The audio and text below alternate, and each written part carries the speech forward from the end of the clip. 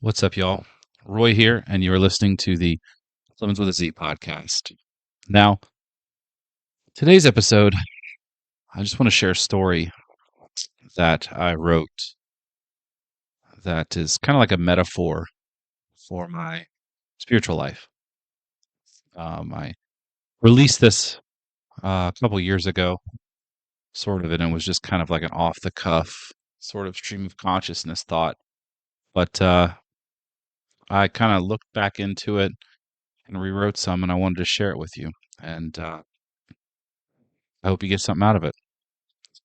So it's called I Inherited a Backpack. I do not know where it came from or who gave it to me. It was just there, always, in the corner of my room, resting quietly like it had always belonged to me. No one sat me down and explained it, no ceremony, no instructions, just quiet glances and knowing smiles from the grown-ups who carried their own, worn in packs, without question. I started to notice how they never left home without theirs, how straight they stood with it on. I could hear how they talked about how it helped them through tough times. They said it had everything you'd ever need for life, for struggle, for the big questions. And so I assumed it was a good thing, something I'd understand one day, something that I'd grow into. And when someone finally said, "This one's yours," I was proud. I ran my hands over the fabric, checked the pockets, peered inside. It was full. It seemed full, heavy, but I didn't mind. It made me feel ready, like I was a part of something, like I belonged. I didn't always know what was inside, but I was told that it had answers and solutions and truths that would never fail me. So I didn't question it. Why would I? But one day I asked about it, what it was for, why it mattered. And the adults smiled. The adults said it was mine, that it had been prepared for me, that inside was everything I'd ever need, a tool for every task, an answer for every question, that no matter what happened or what life threw at me, I could find what I needed in the pack. And I believed them. Whenever things got confusing or uncertain, I was told, check your backpack. Everything you need is already in there. And so I did. I carried it everywhere. At first, it wasn't heavy. It felt natural, like it belonged on my back, like it was a part of me. But not everyone had one. I began to notice it. How some people walked through life with empty shoulders, no backpack, nothing at all. So I asked because it confused me. Why don't they have one? And most of the adults said the same thing, or something like this. They just haven't been given one yet. They don't know how much they need it. They're not as fortunate as you. But one adult, just one, looked at me for a moment and said quietly, some people were offered a backpack, but they didn't want it. And that sentence with me like burrs on a sock. I didn't know what to do with it. Why wouldn't someone want one? Why would they say no? It didn't make me angry. It just made me curious, like a kind of quiet curiosity that tucked itself into one of the side pockets of my mind. Still, I felt proud to carry mine because almost everyone I knew had one too. The kids, the adults, they all had it, and there was comfort in that, in seeing the packs slung over shoulders, in knowing we were part of something together. And it felt like belonging, like we were walking the same path, like we knew something that others didn't, maybe even something better. Now, sometimes I imagined us like this quiet little army moving through a world that didn't understand, shoulders squared, packs strapped tight, walking in the same direction. Oh, did this make me feel safe and special, like I was a part of something that was bigger than myself. And there were days when I'd go out with my parents, hand in hand, while they talked to others about the importance of having this backpack. Sometimes they offered it to someone who didn't have one. Sometimes people politely said no, and sometimes people said yes, and we celebrated quietly, like another person had been saved from the chaos of being unprepared. I didn't always understand the details, but I understood the feeling. We had something that was worth sharing. And if you had a backpack, guess what? You were one of us. And for a while, it really did feel like everything I needed was in there. When I was afraid, I reached into the backpack and found courage. When I was sad, I found words that promised things would be okay. When I didn't know what to do, there was a guide, a rule, a phrase that made everything seem so simple. And it was like magic, really. Like the pack knew exactly what I needed, right when I needed it. And every time I reached inside and found something that helped, it reinforced what they told me, that the backpack was enough, that it was designed for me, and that it would never fail. Oh, there was such comfort in that. I didn't have to figure out everything on my own. I didn't have to be lost. And I didn't have to be scared because I had it. And it was strapped to my back, always there. And maybe more than anything, it made me feel safe. Like no matter where I went or what I faced, I had something I could trust. But then, but then something changed. Not all at once, nothing loud or dramatic, just small things, barely noticeable at first. A question that didn't have a clear answer, a feeling that didn't go away, no matter what tool I tried. Problem that just didn't budge, even when I used everything in there that I was taught to use.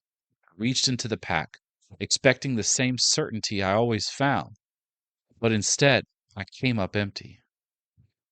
Oh, did this rattle me?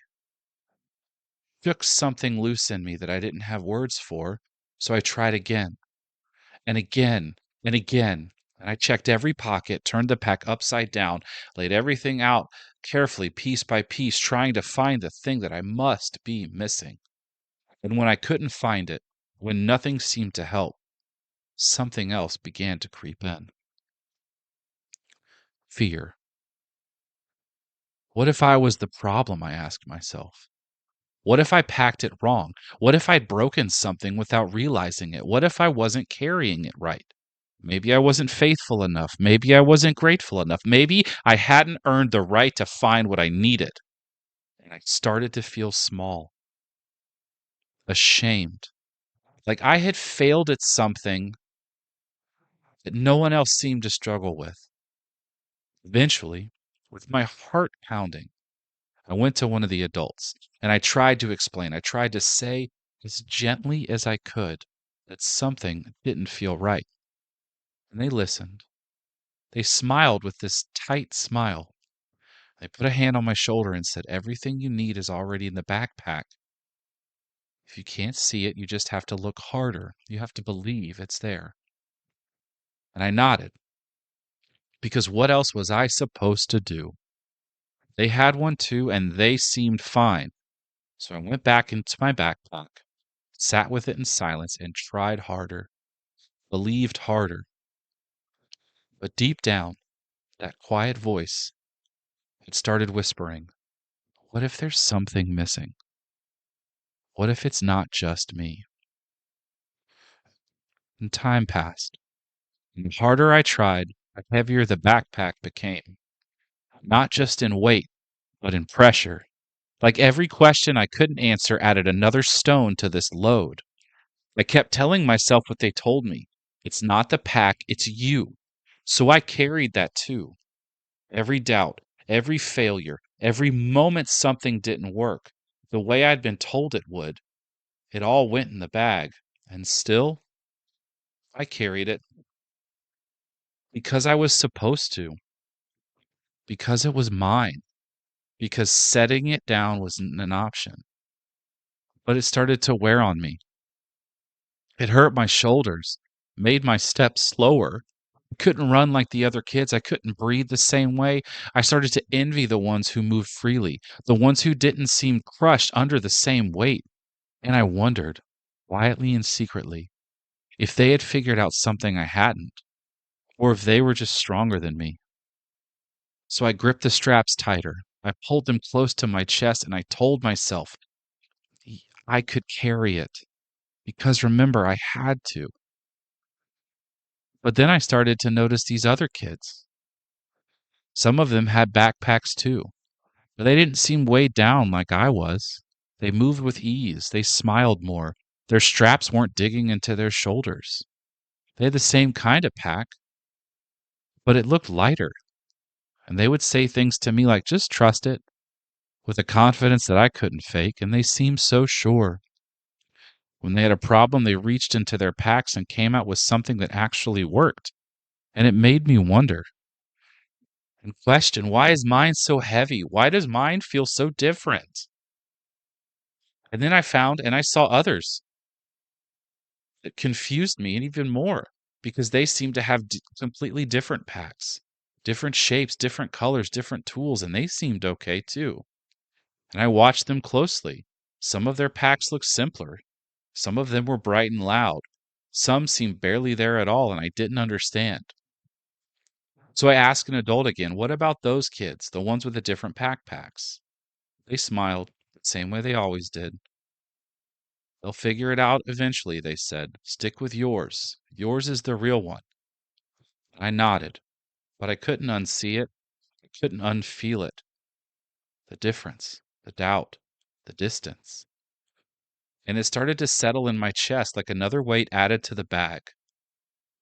Every morning, same thing, put the backpack back on, and every morning it would feel a little bit heavier. Those straps dug into my shoulders, sometimes leaving red marks on my skin. Sometimes I just have to stop and catch my breath before I even left the room. There were days that I didn't even want to wear it. Days I looked at it sitting there and thought, not today. I can't. But I always put it on because I was told it was mine. Because I was told that's what good kids do. Because without it, who would I even be? I began to walk slower.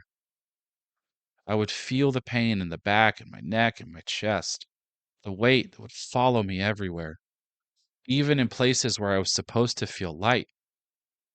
One day it hurt so much that I couldn't keep it in.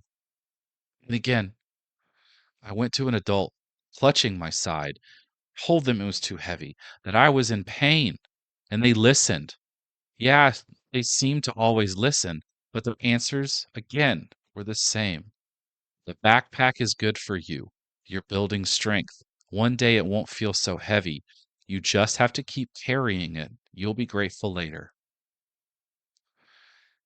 With a broken heart and a broken spirit, I nodded and walked away with the same weight on my back, the same weight in my chest. Then a morning came, and this morning was different. I just couldn't do it anymore. I had enough. I looked and I saw that backpack just sitting there by the door, like it always did, waiting. But I couldn't reach for it. Not this time. Couldn't lift it. No, no, no, no. I couldn't convince my body to go through the motions one more time. Too much. It was too much. It was too much. And something inside me whispered so quietly, saying, please don't make me put it on again. Please don't. And so I stood there for what seemed like a longest time ever, heart pounding and my hands were shaking because I knew what it would mean to leave it there, the looks I would get, the questions, and the fear that maybe I'd lose something I was told I could never live without. But that weight had become too much, too heavy for my bones, too loud for my thoughts, too painful for my heart. So for the first time, I walked out the door without it. Every step felt exposed, like I was doing something dangerous, wrong, or even shameful. But also, strangely, there was this feeling. It's like I could finally breathe. And yeah, at first I felt exposed, like everyone could see what I wasn't carrying. And I found myself reaching over my shoulder out of habit, expecting the straps to be there, expecting the weight, but it was gone. And the absence felt louder than the burden ever did. People noticed. Some looked at me with concern. Adults looked at me with disappointment. Friends, few people didn't even say anything. They just stared, like they were trying to figure out what had changed. I walked slower that day, not because I was tired, but because I didn't know how to move without it. Every step felt uncertain, like the ground might give out at any moment, like the sky might open up and remind me why I needed the pack in the first place. But nothing happened. The world didn't end. I wasn't struck down. I was just walking. I was walking lighter than I had ever been. And I started to notice things. Something strange happened. I began to notice the shape of trees, the ways the wind moved through the grass, the sound of my own breathing steady and real, things that I hadn't noticed in years, things the weight had kept me from seeing. I didn't know what came next. I didn't know if I was allowed to to feel okay or be okay, but in that moment, with no pack on my back, I felt more myself than I ever had. One day, after all this time, I went back for it.